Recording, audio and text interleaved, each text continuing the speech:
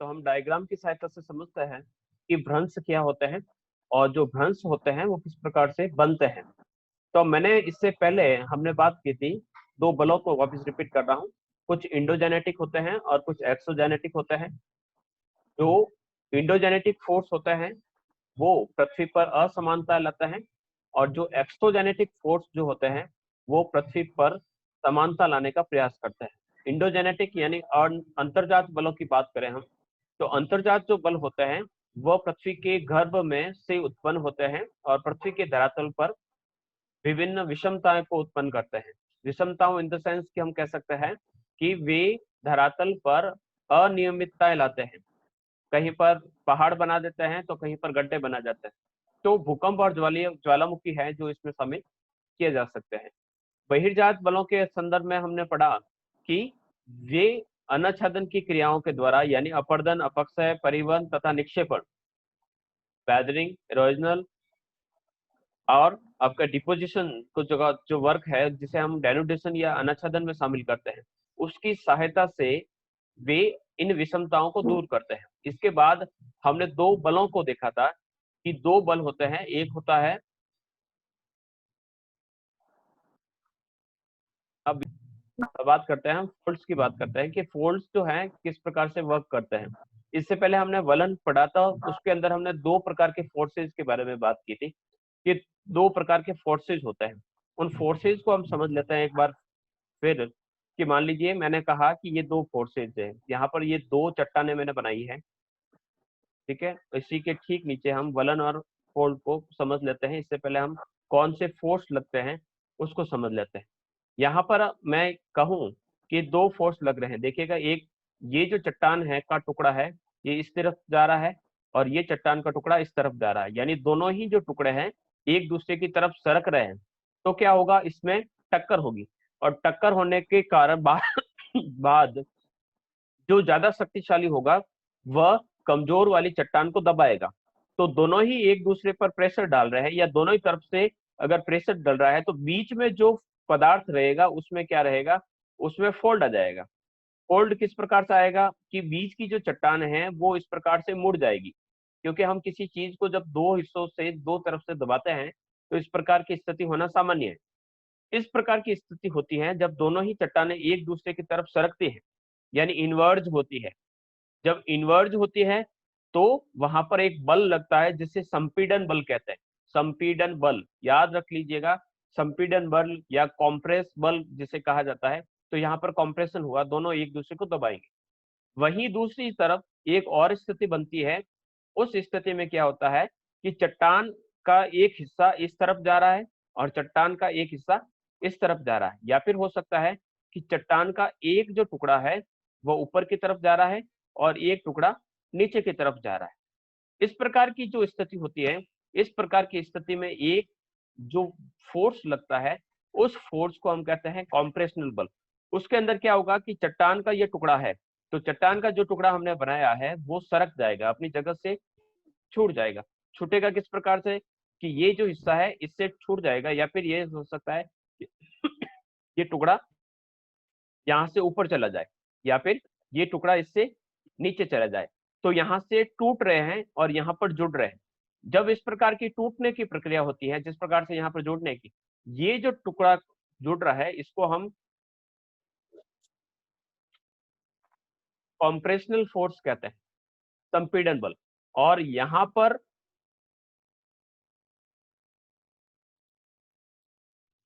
Tension force लग रहा है, यानी यहाँ पर क्या हो रहा है, यहाँ पर तनाव, हिंदी में नहीं लिख रहा हूं मैं, यहाँ पर देखिए, यहाँ पर हो रहा है तनाव और यहाँ पर हो रहा है संपीड़न। ठीक है, इन दोनों बलों को समझ लीजिए। जब संपीड़न होता है या कॉम्प्रेस्ड होता है तो उस समय क्या बनते हैं, वहां पर बनते हैं फोल्ड। क्योंकि देखिएगा ये यहाँ पर क्या बना, और जब इस प्रकार की स्थिति होती है, जब तनाव होता है तो तनाव की स्थिति में क्या बनता है, फॉल्ट बनता है। फॉल्ट, फॉल्ट को हम कहते हैं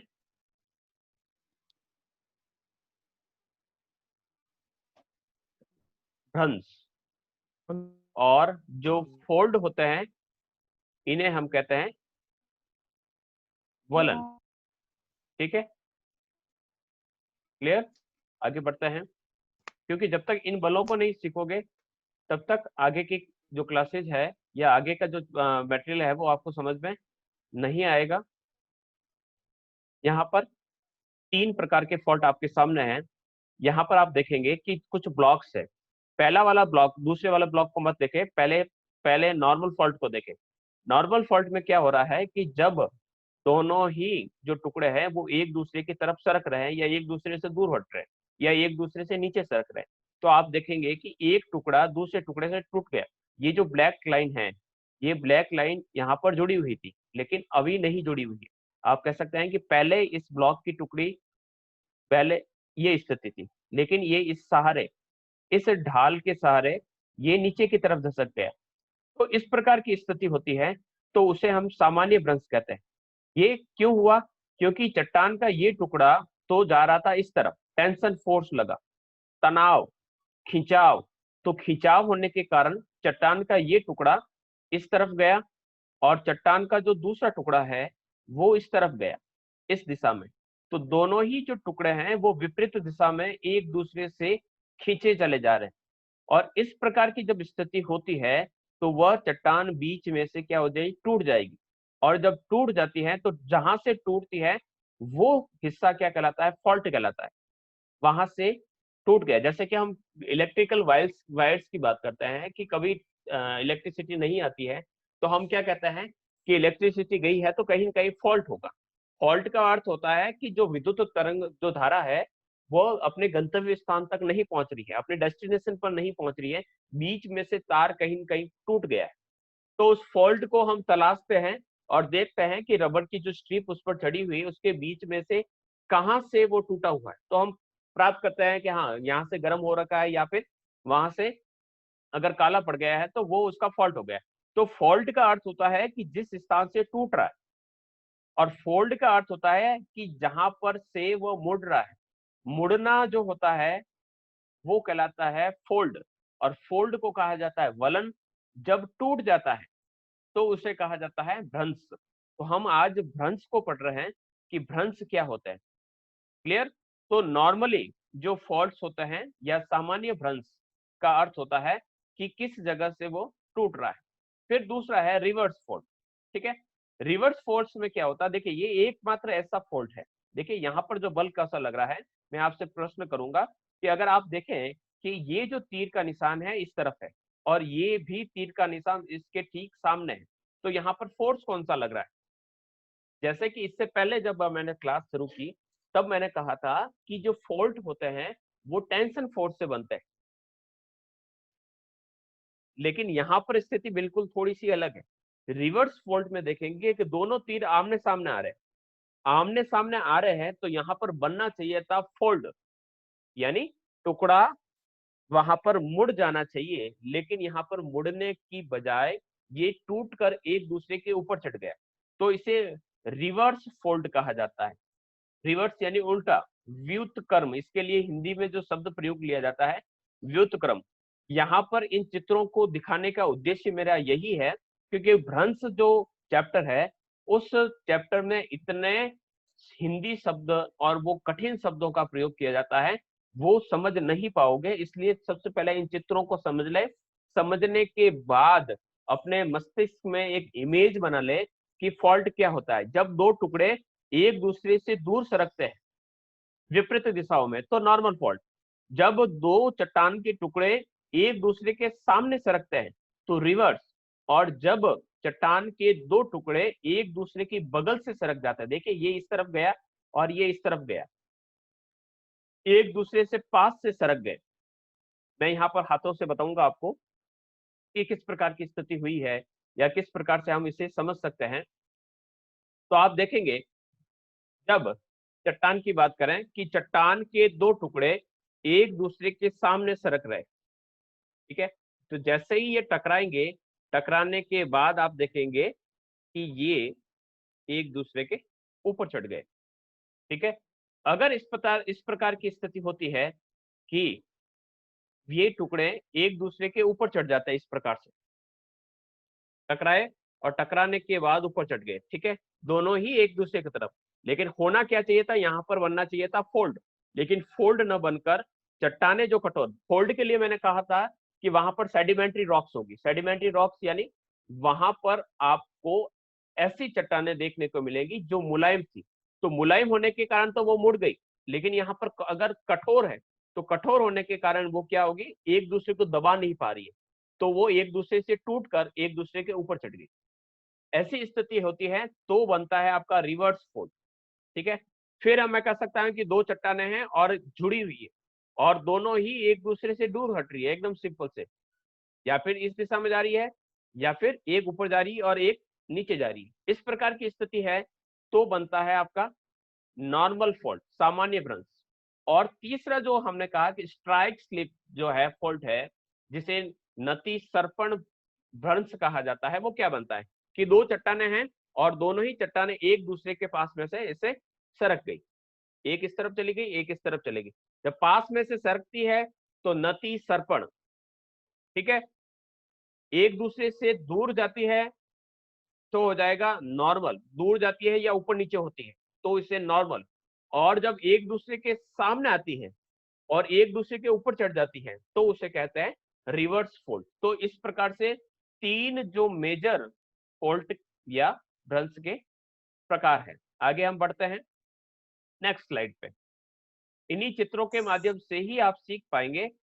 देखिएगा, ये है नॉर्मल फोल्ट, देखिएगा चट्टान थी और चट्टान अपनी जगह से सरक गई, ठीक है, तो आप देखेंगे कि ये चट्टान यहाँ पर जुड़ी हुई, ठीक है, और इस जगह से ये टूट गई, ठीक है, तो इस प्रकार से। फिर यहाँ पर लिखा हुआ है कि ये फोल्ट प्लेन, ये जिस हिस्से के सारे ये कट कर नीचे जा रही है उसे हम क्या कहते हैं, फोल्ट प्लेन कहते हैं, फोल्ट का अक्ष, ठीक है, क्लियर। ये है नॉर्मल फोल्ट, सामान्य भ्रंश जिसे कहा जाता है, या नॉर्मल फॉल्ट जिसे कहा जा सकता है। चट्टान एक दूसरे से इस प्रकार से दूर सरक जाती है तनाव बल के कारण। याद रखिएगा, तनाव बल है वो भ्रंश में लगता है और संपीड़न जो बल होता है वह लगता है वलन में। लेकिन व्युत्क्रम भ्रंश जिसे हमने रिवर्स फोल्ट कहा, रिवर्स फोल्ट में संपीड़न बल लगता है, एकमात्र ऐसा भ्रंश है जिसमें संपीड़न बल लगता है या कॉम्प्रेशनल फोर्स लगता है। नेक्स्ट चलते हैं हम फोल्ट का दूसरा प्रकार, आप देखेंगे रिवर्स फोल्ट। रिवर्स फोल्ट में क्या हुआ, दोनों ही एक दूसरे की तरफ सरक रहे, दोनों ही एक दूसरे पर सरक रहे हैं और एक हिस्सा दूसरे हिस्से के ऊपर चढ़ जाता है, इस प्रकार की स्थिति होती है तो उसे हम रिवर्स फोल्ट या व्युत्क्रम, हिंदी में इसके लिए जो शब्द प्रयोग किया जाता है वो है व्युत्क्रम। अब यहाँ पर बल कौन सा लग रहा है, देखिएगा ये चट्टान हो सकता है कि कठोर ज्यादा होने के साथ अपने स्थान पर खड़ी है और ये चट्टान इसको इस प्रकार से दबा रही थी, तो इसको दबा नहीं पाई तो क्या हुआ, ये ऊपर की ओर उठ गई, ये स्थिति होती है तो उसे कहा जाता है रिवर्स फोल्ड। आगे बढ़ते हैं, फिर है strike slip fold. Strike slip fold में आप देखेंगे कि चट्टान का एक टुकड़ा जो है चट्टान के दूसरे टुकड़े के साथ से, जहां से फोल्ट होता है वहां से सरक कर उसके बगल में सरक कर आगे चला जाता है या पीछे चला जाता है। इस प्रकार की जो स्थिति होती है उसे हम स्ट्राइक स्लिप फोल्ट कहते हैं। तो आशा करता हूं यहां तक भ्रंश के तीनों प्रकार आपने समझ लिए होंगे।